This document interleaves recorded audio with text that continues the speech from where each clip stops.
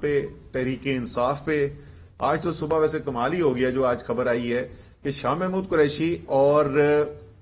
فواد چودھری کے اوپر press conference کرنے کے اوپر ایف آئی آر کاٹ دی گئی ہے. تو اب میں بھی پریس کانفرنس کر رہا ہوں تو عمر ایوب صاحب اور اندلیب عباس صاحب تیار رہے ہیں، آپ کے اوپر بھی پرچہ کٹ سکتا ہے کیونکہ آپ ایک خطرناک کام کر رہے ہیں، پریس کانفرنس کر رہے ہیں.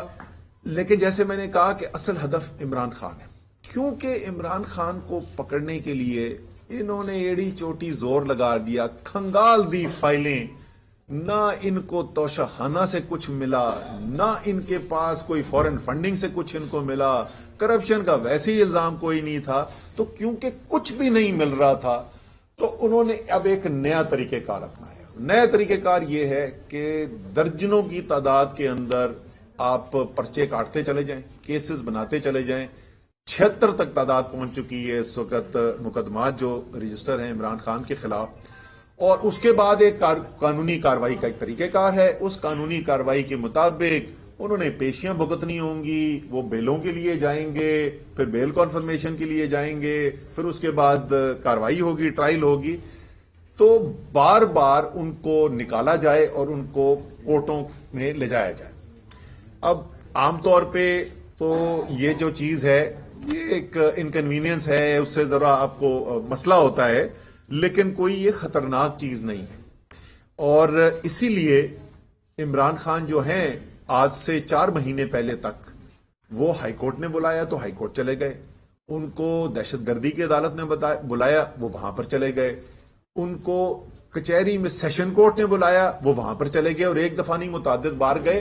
اور میں عینی شاہد ہوں کیونکہ میں ان کے ساتھ ہوتا تھا، تو مجھے پتا ہے کہ وہ کسی جج کے سامنے جانے، کسی عدالت کے سامنے جانے پہ ان کو کوئی اعتراض نہیں ہے، ان کی کوئی انا کا مسئلہ نہیں ہے. ان کی تو ساری سیاسی جو پوری کوشش رہی ہے، کاوش ہے، وہ ہے ہی کہ قانون کی سربلندی ہو اور ملک کے اندر قانون کا نفاذ ہو، عدالتوں کا احترام ہو، قانون کا، آئین کا احترام ہو. لیکن اس کے بعد کچھ ہوا، اور وہ کیا ہوا؟ وہ 3 نومبر کو عمران خان کے اوپر قاتلانہ حملہ ہوا، منظم سازش کے تحت کیا ہوا قاتلانہ حملہ ہوا. اس حملے کے ہونے سے پہلے خان صاحب کے پاس اندر سے معلومات آنی شروع ہوئی کہ خطرہ ہے، اور اس کا ذکر انہوں نے نہ صرف ہم لوگوں سے کیا میٹنگز کے اندر بیٹھ کے، بلکہ کم سے کم 2 جلسوں کے اندر بھی انہوں نے ذکر کیا کہ کیا بیانیہ بنایا جائے گا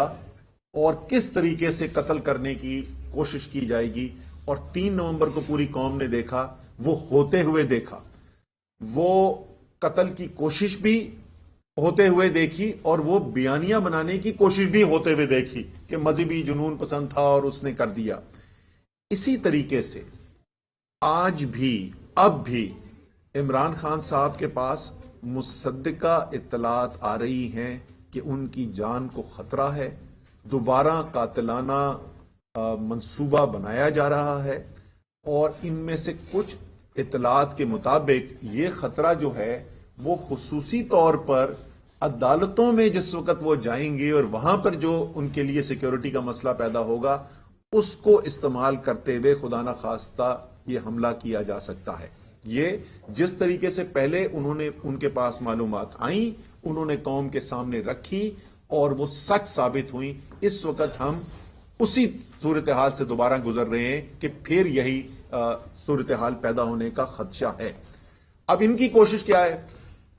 پرچے کاٹی چلے جاؤ. جیسے میں نے کہا کہ بار بار جو ہے مختلف عدالتوں کے اندر جانا پڑے گا، تو دونوں میں سے ایک کام ہوں گے، یا تو سیکیورٹی کے خدشات کی وجہ سے عمران خان نہیں جائیں گے عدالت، وہ نہیں جائیں گے تو قانون کا تقاضا جو ہے وہ پورا نہیں ہوگا،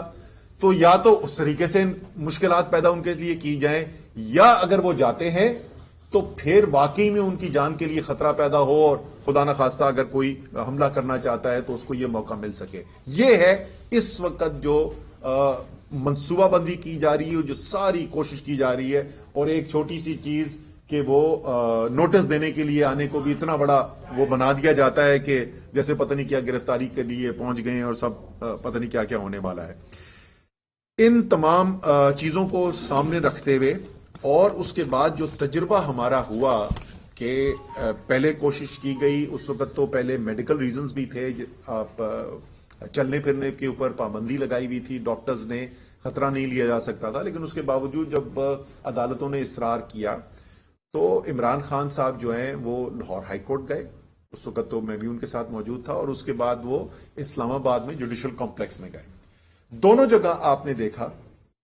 کہ تمام سیکیورٹی کا نظام مکمل طور پر کولیپس کر گیا، بالکل درم برم ہو گیا، کوئی سیکیورٹی موجود نہیں تھی، اور بالکل واضح خطرے کو ایکسپوز ہو گئے عمران خان صاحب۔ تو ہمارے اس لیے بہت سارے لوگوں کی رائے یہ تھی کہ یہ خطرہ مولنا نہیں چاہیے، اور اس میں اگر قانونی کوئی لوازمات پورے نہیں ہوتے تو وہ کم خطرہ ہے بنسبت اس خطرے کے کہ جو جان کو خطرہ ہے، جس کی وجہ سے یہ جو ہم نے دیکھا، جیسے میں نے کہا کہ لاہور ہائی کورٹ کے اندر بھی اور جوڈیشل کمپلیکس اسلام آباد کے اندر بھی، کہ بالکل کمپلیٹلی ایکسپوز تھے، وہاں تو کوئی خدا نخواستہ کچھ بھی کر سکتا تھا، کوئی وہاں پہ سیکیورٹی کا نظام نظر نہیں آ رہا تھا، اور نہ میرے خیال میں کوئی ممکن ہے۔ تو اس لیے ہم نے یہ فیصلہ کیا ہے، ہم نے اپنے وکلاء سے کہا تھا، اور آج لاہور ہائی کورٹ کے اندر اور اسلام آباد ہائی کورٹ کے اندر دونوں جگہ پٹیشنز دائر کی جا رہی ہیں، جہاں پر بڑی ایک جائز ہم ریکویسٹ جو ہے، درخواست جو ہے، وہ ہائی کورٹس کے سامنے رکھ رہے ہیں، اور وہ درخواست صرف یہ ہے کہ اس تمام بیک گراؤنڈ کو تناظر میں رکھتے ہوئے، اور ایک ایسے ملک کے اندر جہاں اہم سیاسی شخصیات کی قتل جو ہے وہ بدقسمتی سے ہماری تاریخ کا حصہ ہو، لیاقت علی خان کا قتل پاکستان کی تاریخ کا حصہ ہے، بے نظیر بھٹو کا قتل پاکستان کی تاریخ کا حصہ ہے، ان تمام چیزوں کو دیکھتے ہوئے اور اس خواہش پہ جو عمران خان صاحب کی خواہش ہے کہ وہ تمام کورٹس کے سامنے پیش ہوں، اور ان کی جو قانونی ذمہ داری بنتی ہے وہ کورٹ کو جو عزت دینی ہے وہ دینا چاہتے ہیں، اس لیے یا تو فول پروف سیکیورٹی کوئی ارینجمنٹ کیا جائے، جو میں آپ کو ذاتی رائے اپنی بتا رہا ہوں ممکن ہی نہیں، میں دیکھ چکا ہوں نا جو صورتحال ہوتی ہے۔ عمران خان کوئی عام انسان نہیں ہے، پاکستان کی تاریخ کے اندر جو ہے ایسا سیاسی لیڈر جس کی عوام کے اندر اتنی محبت کوئی گزرا نہیں ہے، تو وہ تو آپ پہ یہ لازم ہے کہ آپ وہاں پہ اپنا دفاع بھی پیش کریں، اپنی حاضری بھی انشور کریں، اور جو کورٹ کی کارروائی ہے اس میں بھرپور اپنا کردار بھی ادا کریں اور حصہ بھی لیں۔ اب آج سے 2 روز قبل اسی کورٹ کے وارنٹ گرفتاری کی تعمیل کروانے اسلام آباد پولیس گئی تھی۔ اسلام آباد پولیس کا یہ مقدمہ نہیں ہے، جو اسلام آباد پولیس کو کہا گیا وہ کورٹ کا آرڈر تھا جس کی تعمیل کروانے